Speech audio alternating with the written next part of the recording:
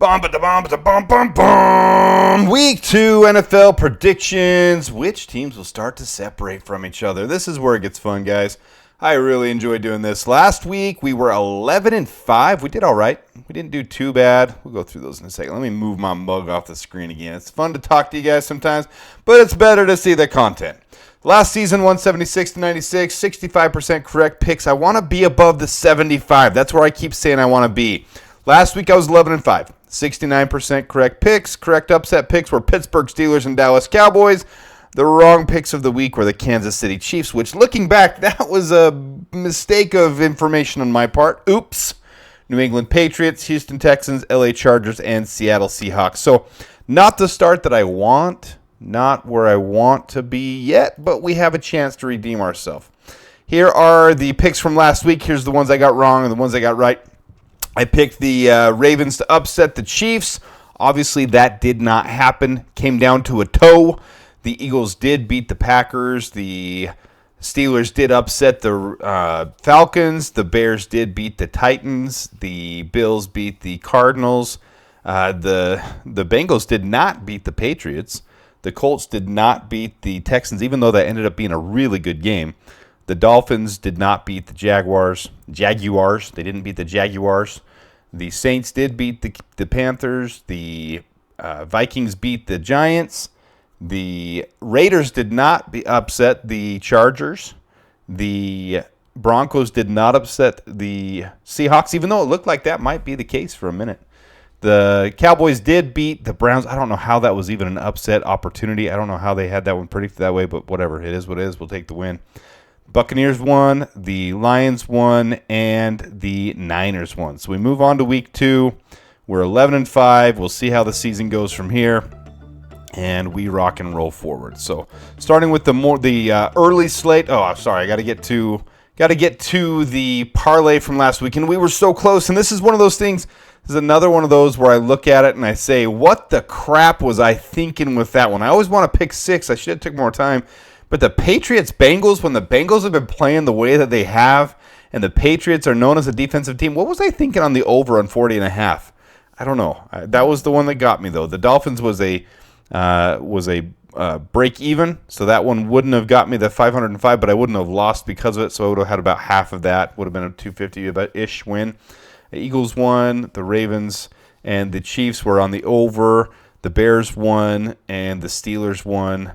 And the Bears covered their spread. So, again, I don't get these very often. Parlays are not something you hit very often, especially the more legs you get to the parlay. I should do some 2 or 3 leg parlays is what I should do. I'll do the parlay for this week at the end of the video. I always do 6, though. That's kind of my number. And I do $10 a week. I don't do anything crazy. And if I win one, it covers the whole season and gives some, dinner or something like that. So it's kind of fun for me to do. But never too serious about it. I'm not promoting sports gambling. I'm not promoting anybody to go out and get the sports app or anything like that, or to follow what I do. I'm not promoting that. You guys do you. If you want to do a little, that's on you guys. So I just share with you what I do each week. So let's start with the first slate of the game.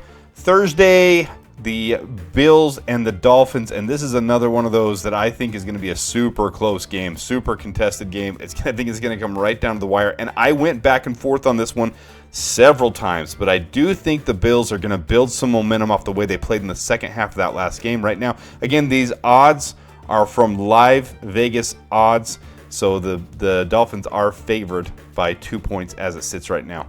I've got the Cowboys easily handling the Saints. I know a lot of Saints fans might be sad about this one, might be upset about this one because of how the Saints played. But when they play an actual defense like the Cowboys, I think it's going to bring them back down to earth this week. So I've got the Cowboys easily handling this one. They are a 6.5-point favorite at this point. Buccaneers and Lions, 7-point favorite for the Lions. I think they cover that as well. Same situation with this one. Buccaneers fans might not be happy about it. I think the Buccaneers looked fine last week. I don't think they faced both an offensive and defensive line the way the Lions are built. I think the Lions faced a really tough Rams team. I think the Rams are going to be really good, but I think the Lions at home will handle the Buccaneers pretty easily, in my opinion. This one's going to be a fun one for me. Colts at Packers. I had the Colts winning this game before Jordan Love was out. I think the Packers are one of the biggest frauds this year. I think the Colts easily handle this one. The biggest thing to me is the question on the Colts defensive backs. Now Juju Brents is ruled out. That's going to be interesting to see how the Packers attack with Malik Willis. I think the Colts still handle that one pretty easily. Colts are actually the favorites now, so that's interesting. The Jets and Titans. I've got the Titans actually pulling the upset on this one, and I know that might upset a couple people. This is my first big upset of the week. I think the Titans' defense is the real deal. I think they showed a lot with that defensive front, especially the front four there on the defensive line, and I think they're going to be a force to be reckoned with. I think they're going to hold Aaron Rodgers in check and pull off the upset there.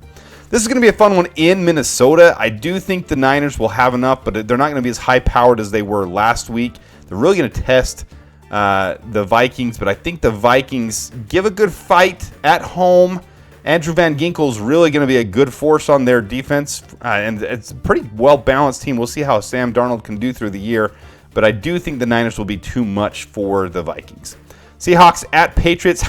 Now, I'm not trying to give false hopes to Patriots fans. I think they're going to be a bottom 5 team this year, but with the Seahawks coming all the way across the country into New England, the New England Patriots running a little bit of a high with that defense. I think the defense will win the game for them again at home, and then it's going to start getting ugly with their schedule right after this, but I do think they're going to knock off the Seahawks. I'm going to have Seahawks fans mad at me again for that one. The Giants are showing me nothing to be excited about. I think the Commanders actually handled this one pretty easily. I think all the rookie quarterbacks are going to settle in this week and be a lot better than they were last week. I think Jaden Daniels will have a fine game. But more than that, the Giants just flat out suck. So I think the Commanders handled this one pretty easily. In fact, I should have used this as one of my ones for my parlay, but I did not. Panthers, Chargers. Panthers are ugly, but they're at home, so I think they'll keep it closer than they should. But I do think the Chargers win this one 21-16. I'm not going to bet this one to cover the spread, though. A lot of people don't realize most games end within a touchdown. So a spread of 6.5 points is a lot to bet against. I don't think they're going to cover the spread, but I do think the Chargers win this one easily. I went back and forth on this one a lot. The Browns and Jaguars. I think the Browns could easily be an upset this week. I think they can handle this game. Jaguars are at home. They have a lot of offensive weapons. Can they put it together? This is a game I would not touch with a 10-foot pole. I wouldn't want any part of this game, but I think the Jaguars, as I sit right now, the Jaguars will win it. I don't want to touch this game, though. That's a game I want to stay away from, but I am going to give the Jaguars the win. Raiders or Ravens, I think the Ravens are going to handle this one fine. Not because the Raiders have a bad defense, but the Raiders' offense, it's just, I don't have any clue what they're going to put together. And right now, the Ravens look a lot more balanced. So I think the Ravens do cover that spread. Again, that's such a big spread. I don't want to touch something like that, 9.5 points. But I am going to go ahead and say the Ravens will go ahead and cover that. Rams at Cardinals, I think both these teams look good. I am not bashing on the Cardinals with them. The Cardinals are actually the favorite for this one. I'm just high on the Rams, even without Puka Nacua. But I am going to say the Cardinals looked pretty good. They didn't finish the game off, but I think they have a decent season incoming. I'm not putting the Cardinals at the bottom tier right now, and I think this game could go either way. So I'm going to go ahead and give the Rams the upset there. Steelers at Broncos. Broncos are a 3-point underdog, and I think that's exactly where this game ends up. I think it's going to be more of a defensive game. Justin Fields actually looked really good as a game manager in Week 1. He's got the nod to start on Week 2. We'll see what he can do in Week 2, but I think going into Mile High, going into play at the Broncos, it's going to be a tough game, but I think they pull it off. Bengals at Chiefs. Later in the season, I think this might be a better matchup. But right now, I don't think it's going to be that close. I think the Chiefs, the way they came out Week 1, they look in championship form. I think they're going to handle this game just fine. 28-19 is what I've got the prediction on that one. I think it would be closer later in the season. I think the Bengals just need time to get up to speed. All right, Bears at Texans. That's a huge spread, 7 points. And I've got it going 7 points the exact opposite direction. I think the Bears will get up to speed. The defense is going to handle the game. Look, I've only got the Texans at 17 points because I think the Bears defense looks so freaking stout in Week 1. All the offense has to do is get clicking a little bit, and Caleb Williams didn't look that bad. He managed the game well. He's going to get up to speed eventually. Will it be this week? Will he take more time? We'll see. Monday night game, I've got the Eagles handling the Falcons pretty easily. At some point, the Falcons will come along, but they didn't look in sync or in rhythm. Kirk Cousins looks out of it a little bit right now as we start the season off, so I'm not going to put money on this one either. That's a big spread, and I've got the Eagles covering it, but this could be a closer game than what you would initially think right off the bat. There's the standings as we head into week 2. It's kind of hard to see. I realize that the screen, but it's all the teams. So far, doesn't mean a lot right now. You're in week 1. We get into week 3, 4, 5, 6. That's when you start to see teams separate themselves, when teams start to make their move and have to either recover or adapt or separate themselves either farther. So this is where they stand right now after 1 week.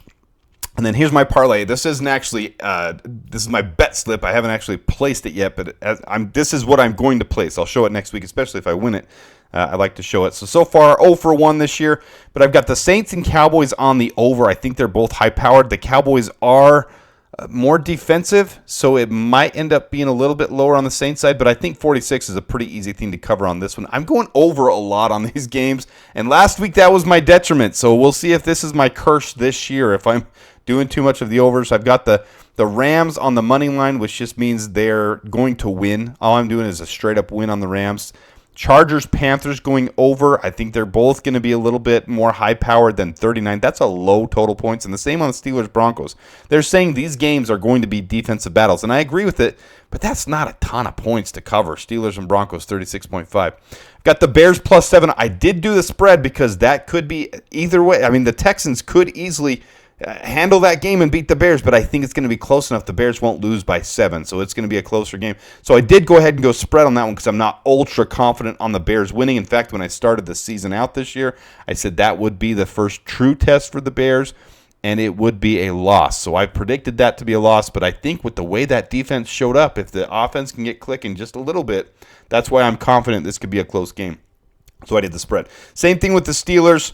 I think they'll at least cover that one. -3 there for the Steelers, so I got the spread on that one as well.